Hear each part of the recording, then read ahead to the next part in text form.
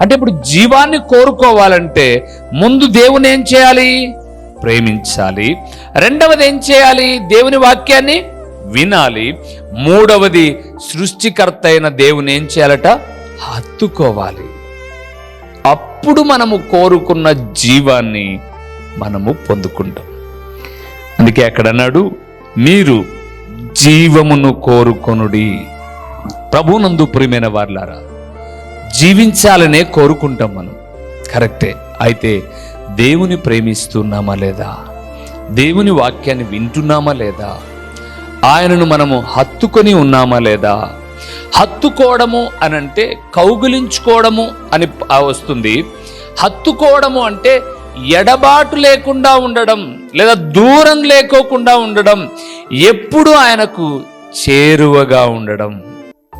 పిలిస్తే పలికేంత దగ్గర ఆయన ఉన్నాడు.